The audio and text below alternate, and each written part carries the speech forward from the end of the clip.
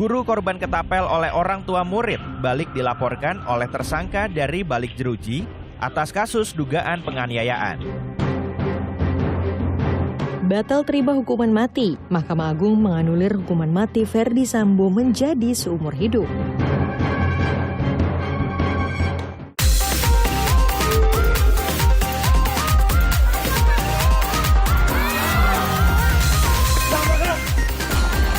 Mohon maaf sebesar-besarnya kepada istri saya.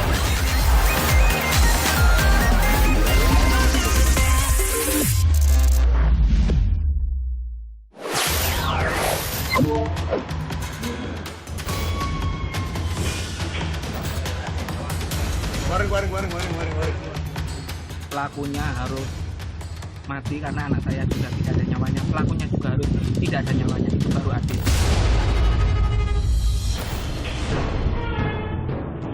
Inilah detik-detik pembunuhan mahasiswa universitas oleh seniornya. Di waktu inilah pelaku sempat keluar untuk mengambil pisau yang ada di kantong celananya. Pelaku nekat menghabisi nyawa juniornya di tempat kos korban di wilayah Beji, Depok, Jawa Barat. Setelah membunuh korban, pelaku lalu membungkus dan menyembunyikannya di balik tempat tidur.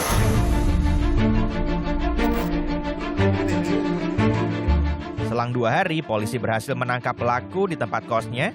Pelaku tak lagi bisa berkutik. Dari keterangannya, tersangka gelap mata dan terlilit utang pinjol senilai 15 juta rupiah. Buntut dari bisnis kripto yang merugi hingga 80 juta rupiah. Ya pelaku, dia bermain investasi di kripto, kerugian banyak, sehingga dia banyak utang lah dengan itu, termasuk utang pinjol, bahkan ke korban pun sempat dia minjam uang, tapi tidak dikembalikan. Nah, karena dia didesak oleh utang itu, sehingga dia terpikir bahwa barang-barang untuk menguasai barang-barang si korban untuk menyelesaikan utangnya. Tak bisa lagi mengelak, tersangka hanya dapat menjalani seluruh konsekuensi dari perbuatannya. Saya Altaf Fasali Anika Basya, kakak tingkat dari almarhum Muhammad Naufal Zidan, ingin meminta maaf sebesar-besarnya kepada ibu korban, bapak korban, keluarga korban, kerabat-kerabat korban, teman-teman, pihak-pihak yang dirugikan, dan semua orang yang sudah saya kecewakan.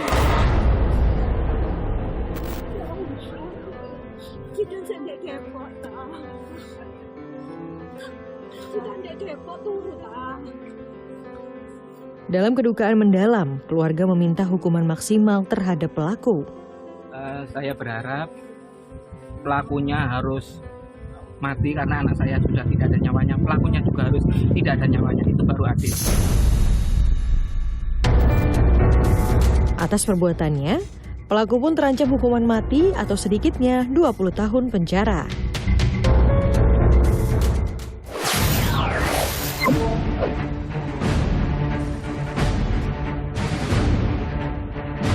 Dan sekali lagi masih saya harapkan adalah satu pertemuan yang lebih kekeluargaan, lebih humanis. Sudah lebih dari 7 bulan, Sultan Rifat Al-Fatih, mahasiswa yang menjadi korban kabel optik, menjalani perawatan karena masih belum bisa berbicara dan makan secara normal. Akibat tulang tenggorokannya patah, Sultan harus menggunakan selang untuk makan dan minum. Peristiwa ini terjadi pada awal Januari lalu, terjadi di wilayah Jalan Antasari, Jakarta Selatan. Bali Tower, pemilik kabel optik, menyebut juntayan kabel disebabkan oleh ketinggian kendaraan yang menyangkut. Pihak Bali Tower berjanji akan bertanggung jawab atas peristiwa ini. Awalnya sudah ada itikat baik untuk memberikan uang kemanusiaan, namun masih belum menemukan kesepakatan dari keluarga korban. Akan memberikan bantuan dana kemanusiaan sebesar 2 miliar rupiah dalam bentuk tunai. Mereka meminta ganti kerugian yang merupakan kerugian imaterial, nilainya 10 miliar rupiah. Pihak keluarga membenarkan adanya rencana santunan kemanusiaan sebesar 2 miliar rupiah. Namun, pihak keluarga Sultan menolaknya. Saya tolak, saya tolak itu. Gitu loh. Karena kalau bicara lagi tentang 2 miliar, saya jelas tolak karena ini sudah tidak beretika, sudah tidak lagi kemanusiaan, hanya diukur dengan uang. Buat saya besar, tapi buat anak saya tidak tahu, harus bicara data dan fakta. Keluarga memutuskan menuliskan surat terbuka untuk Presiden Joko Widodo dan Menko Polhukam Mahfud MD. Mahfud akhirnya menjenguk Sultan di rumah sakit. Mahfud meminta pemilik kabel fiber optik PT Bali Tower melakukan pendekatan secara manusiawi kepada korban dan keluarga.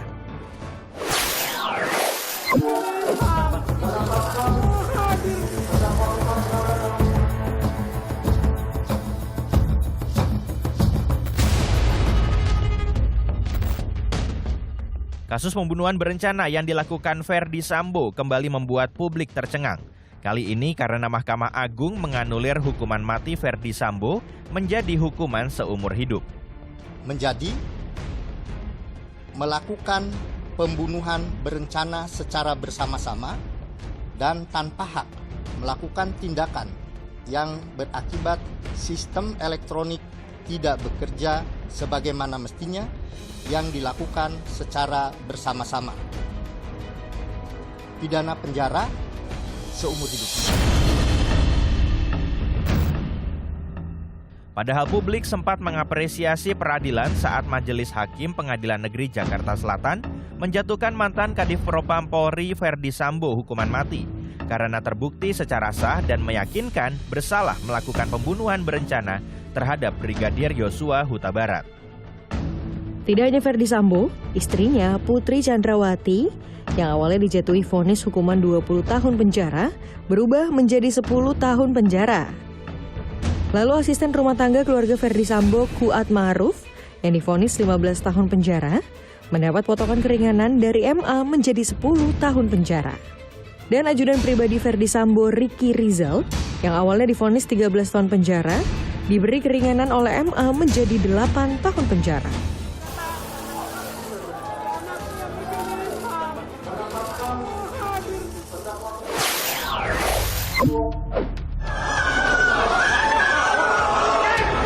Aksi damai masyarakat Air Bangis terkait penolakan hutan di wilayah mereka menjadi hutan produksi ini berakhir ricuh.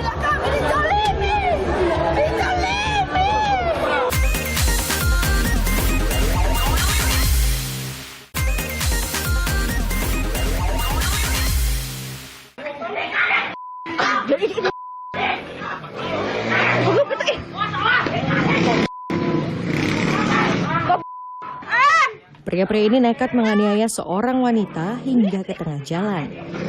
Korban tak sanggup melawan pengeroyokan. Warga sekitar juga tak berani melerai. Dari 9 orang pelaku, 1 diantaranya berhasil ditangkap polisi. Dari pengakuan pelaku, tindak kekerasan ini dilakukan karena rasa cemburu.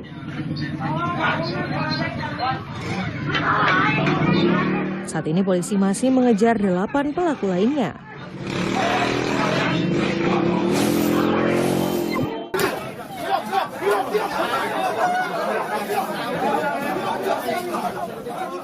Aksi saling dorong terjadi antara petugas dengan warga di Jalan Dukuh Pakis 4 Surabaya karena tak terima tempat tinggalnya dieksekusi. Tidak ada menghalang-halangi proses. Mohon izin komandan, ini ada gugatan komandan. Warga menolak hasil putusan dari Pengadilan Negeri Surabaya karena tengah mengajukan gugatan. Namun petugas jurusita tetap mengeluarkan seluruh barang perabotan dan mengosongkan rumah yang dieksekusi. Tidak ada menghalang-halangi proses. Mohon izin komandan, ini ada gugatan komandan. Kasus sengketa ini terjadi sejak 2019. Tanah yang disengketakan seluas 2.000 meter persegi. Lanjut terus, ini semua lanjut terus sampai belakang.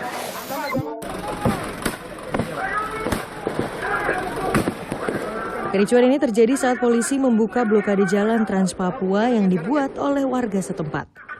Warga yang tidak terima langsung melawan dengan melepaskan anak panah ke polisi.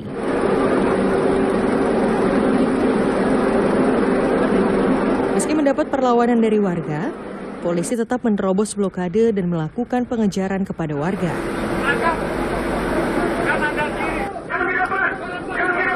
Blokade ini dilakukan masyarakat sebagai bentuk protes atas ganti rugi yang belum dibayarkan.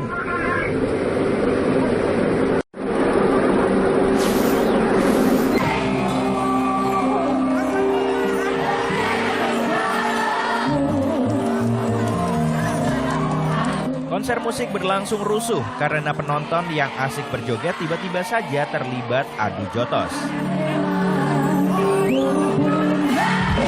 Polisi yang ada di lokasi langsung menangkap pelaku kericuhan. Sekitar 12 penonton dikeluarkan dari konser ini. Meski sempat diricuh, konser tetap berjalan hingga akhir acara.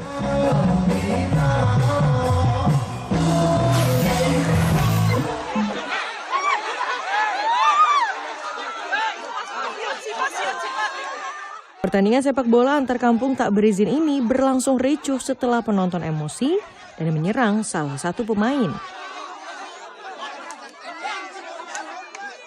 3 pemain yang mencoba menolong juga ikut jadi sasaran amukan massa. 2 orang pemain mengalami luka serius, 1 pemain lainnya mengalami luka ringan. Panitia dan petugas keamanan menangkap sejumlah terduga provokator. Sementara ketiga korban berencana akan melapor ke polisi.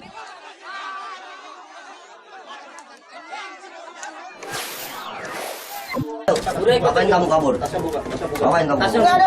Tasnya buka. Ngapain kamu kabur? Inilah detik polisi menangkap warga yang dicurigai tengah bertransaksi narkoba. Terduga pelaku ini langsung digeledah, diamankan untuk diperiksa.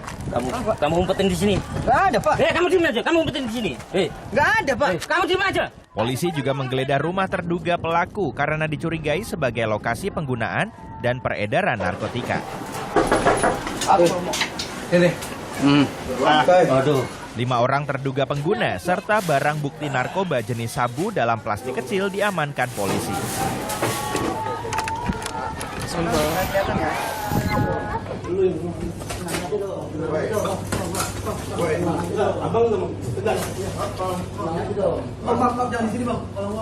Mantan atlet Mixed Martial Art atau MMA, Rudy Agustian alias Rudy Golden Boy terlibat perkelahian dengan beberapa pemuda di sebuah minimarket.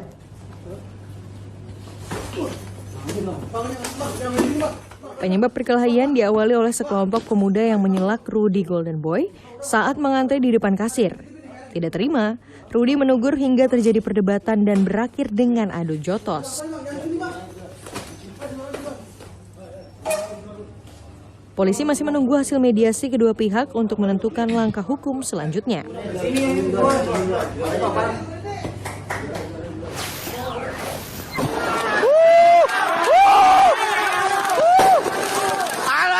Dengan membawa senjata tajam, batu hingga petasan, 2 kelompok remaja ini saling menyerang. Tidak ada korban dalam peristiwa ini. Namun atap sejumlah rumah warga rusak terkena lemparan batu. Warga menyebut lingkungannya kerap dijadikan lokasi tawuran dan dipicu saling ejek antar kelompok yang terlibat.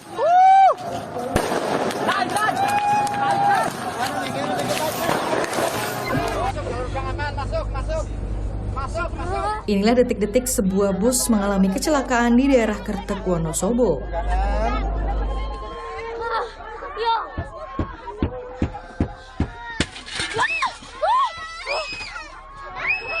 Untuk menghindari kerusakan fatal, supir bus memasuki jalur darurat.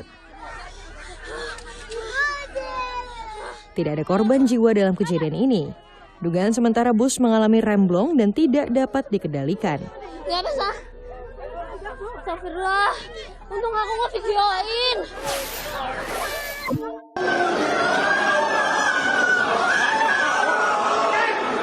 Aksi damai masyarakat Air Bangis terkait penolakan hutan di wilayah mereka menjadi hutan produksi ini berakhir ricuh. Masyarakat dibubarkan paksa setelah mendemo selama 5 hari berturut-turut. 6 orang warga, 4 mahasiswa, dan 8 orang praktisi hukum ditangkap polisi dan dibawa ke Polda Sumbar dan telah dibebaskan.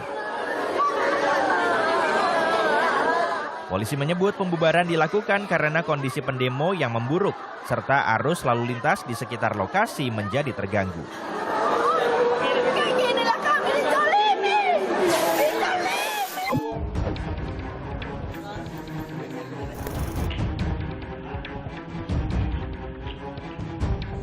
Emosi, Pak. Emosi. Menyesal nggak? Menyesal, Pak.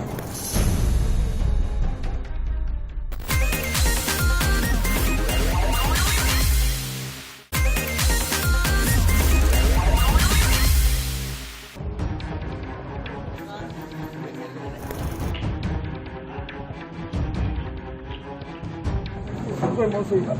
Emosi. Menyesal nggak? Menyesal, Pak.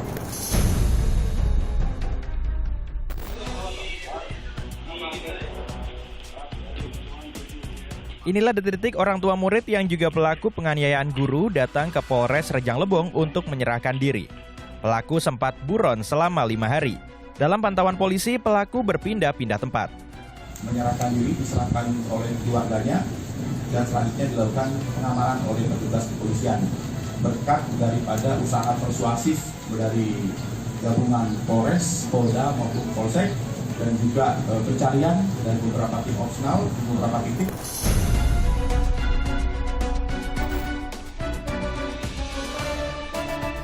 Tersangka penganiayaan merupakan residivis kasus pencurian dengan kekerasan di tahun 2014. Tersangka sempat menjalani hukuman selama 2 tahun 6 bulan. Kini tersangka dijerat pasal berlapis atas dugaan penganiayaan berat secara terencana terhadap seorang pegawai negeri yang menjalankan tugas sah dengan hukuman paling lama 16 tahun penjara.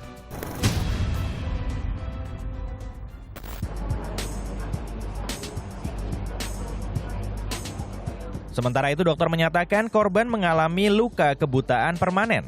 Guru SMA Negeri 7 Rejang Lebong, Bengkulu ini harus menjalani operasi bedah.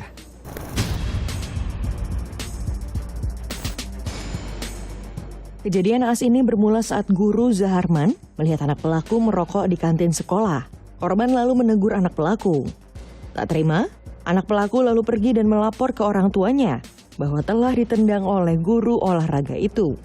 Pelaku emosi dan mendatangi sekolah dengan membawa ketapel. Anak bilang dia ditendang. Gimana anaknya? Bilang dia ditendang, Pak. Ditendang? Iya. Ditendang di sebelah mana? Di kirinya, Pak. Nah, terus setelah dengar itu, apa tindakannya? Aku emosi, Pak. Emosi. Menyesal nggak? Menyesal, Pak. Itu sangat menyesal. Iya, Pak. Nah, terus setelah tahu kalau setelah tembakan ketapel itu melukai, apa? Selanjutnya tindakannya Bapak apa? Lari, Pak.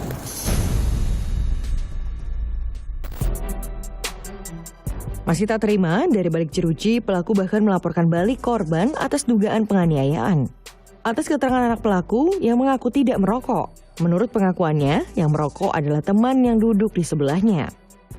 Pemprov Bengkulu menyatakan akan mengusut kasus ini dengan mengutamakan penyelesaian secara kekeluargaan.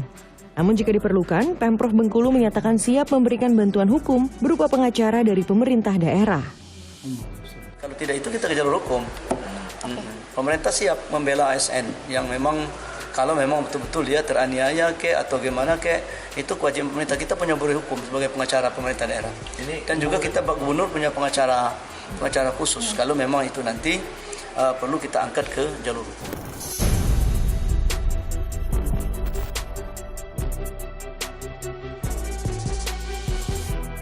Aktivitas belajar mengajar di SMA Negeri 7 sementara waktu diliburkan. Trauma akibat kejadian ini bukan hanya dialami guru Zaharman, tapi juga guru-guru lainnya. Kejadian kekerasan di lingkungan sekolah tidak hanya kali ini terjadi. Murid yang melakukan kesalahan dan guru yang tak kuasa menahan tindakan kekerasan.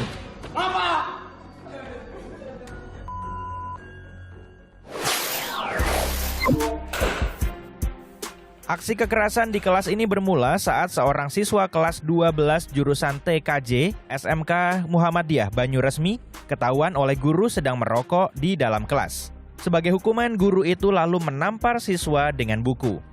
Guru tersebut juga memberi kesempatan para siswi untuk menampar siswa perokok.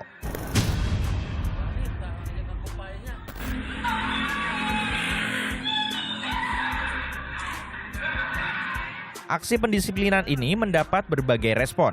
Kepala sekolah menyebut siswa tersebut sudah sering melakukan pelanggaran sekolah. Kasus penamparan guru di Garut, Jawa Barat ini akhirnya selesai secara kekeluargaan.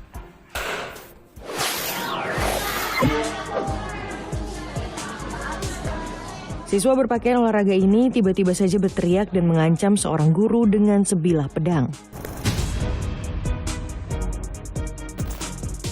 Peristiwa yang terjadi di SMK Negeri Samarinda ini bermula saat guru mengajarkan pelajaran olahraga, cara menangkap bola, mengingatkan setiap murid bahwa siswa yang melepas bola akan diberi sanksi push up. Kenapa dia? Pelaku lalu mengolok gurunya. Emosi, sang guru lalu menendang kaki muridnya. Siswa justru marah dan pulang untuk mengambil pedang. Petugas kebersihan sempat mengalami luka gores di tangan saat mencoba merebut pedangnya. Kak guru olahraga kah? Punya bapak ibu? Oh pantas gak punya bapak kamu terus sombong gitu. Siswa SMK ini nekat memaki staf sekolah hingga mengeluarkan kata-kata kasar. Bapak!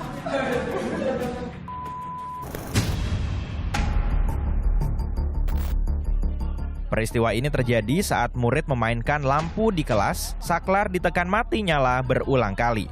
Staf sekolah yang berjaga saat jam istirahat lalu menegur murid di kelas 11 ini. Udah, diam kamu. Tak terima dengan makian staf sekolah ini, murid lalu semakin berulah.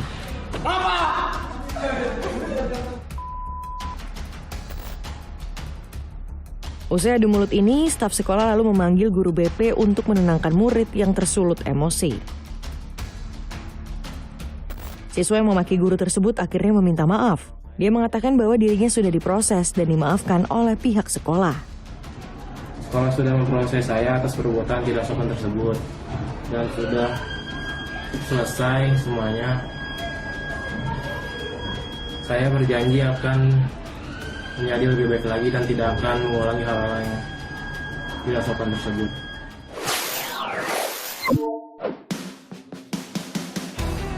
Informasi ini mengakhiri Pop News hari ini. Jangan lupa tetap saksikan Pop News setiap hari Sabtu dan Minggu pukul 9:30 waktu Indonesia Barat. Tentunya hanya di Kompas TV. Terima kasih dan sampai jumpa.